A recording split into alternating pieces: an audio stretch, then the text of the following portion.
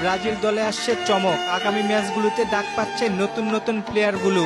November মাসের 15 ও 19 তারিখে আফ্রিকার দুই পরাশক্তি দুই দল সেনেগাল ও তিউনিসিয়ার বিপক্ষে মাঠে নামবে ব্রাজিল। এই দুই ম্যাচকে সামনে রেখে 3 তারিখে দল ঘোষণা করবেন কোচ কার্লো আনচেলত্তি। আনচেলত্তির টার্গেট, ব্রাজিল লিগে খেলা প্লেয়ারদের উপর নজর রেখেছেন কার্লো আনচেলত্তি। কার্লো আনচেলত্তির মতে দলে আসতে পারেন 3 জন নতুন তারকা। তাদের বিশ্বকাপের প্ল্যানে রেখেছেন। তারা হলো পালমেরাসের ভিটর রো, আন্দ্রেস পেরেইরা। এছাড়া দলে আছেন ম্যাথিউস পেরেইরা। ম্যাথিউস পেরেইরা চলতি মৌসুমে 27 ম্যাচে 6টি গোল ও 7টি অ্যাসিস্ট করে দুর্দান্ত ছন্দে আছেন। সরাসরি 13 গোলের অবদান রয়েছে। অপরদিকে তেমন ফর্মে না থাকলেও বেশ আলোচনায় আছে আন্দ্রেস পেরেইরা। তবে বার্সেলোনা থেকে পালমেরাসে যোগ দেওয়ার পর থেকে বেশ ভালো ফর্মে আছেন ভিটর রো। 26 ম্যাচে 13 গোল এবং 3টি অ্যাসিস্ট সহ সরাসরি 16 গোলের অবদান আছে তার। আলোচনায় সবচেয়ে বেশি এগিয়ে আছেন এই 3 জন ব্রাজিলিয়ান তারকা।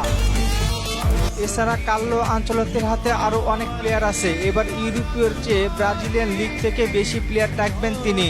আপনারা জানতে চেয়েছিলেন না নেইমার কি 26 বিশ্বকাপ খেলবে কিনা। নেইমার 26 বিশ্বকাপে খেলার সম্ভাবনা নিয়ে কথা বলছে গ্লোবর এক অনুষ্ঠানে।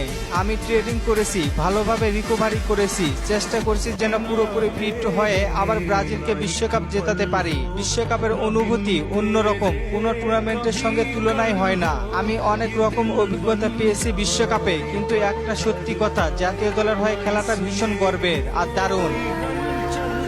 সর্বনাশা ইনজুরি বারবার বাধা হয়ে দাঁড়ালেও ব্রাজিলের প্রতি নেইমারের ভালোবাসা ও ডেডিকশন এখনো আগের মতোই। তাহলে কি বুঝলেন? নেইমার বিশ্বকাপে খেলার জন্য মরিয়া হয়ে আছেন, আর আমার বিশ্বাস নেইমার খেলবে বিশ্বকাপ।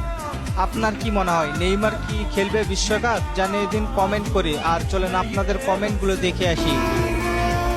নাসির ভাই প্রশ্ন করেছেন, অ্যান্থনি কি ডাক পাবে? ভাই, রাফিনা ইনজুরিতে আছেন, ডাক পেতে পারেন। আব্দুল্লাহ ভাই প্রশ্ন করেছেন, নেইমার কি 27 তারিখে খেলবে? জি ভাই, 10 তারিখেই খেলবে। রিফাত ভাই প্রশ্ন করেছেন, রাফিনা কি ব্রাজিলের পরবর্তী ম্যাচ খেলতে পারবে না? না ভাই, সে ইনজুরিতে আছেন। ধন্যবাদ সবাইকে প্রশ্ন করার জন্য। আর ফুটবলকে নিয়ে নতুন কোনো প্রশ্ন থাকলে করতে পারেন, পরবর্তী ভিডিওতে রিপ্লাই করব। ধন্যবাদ।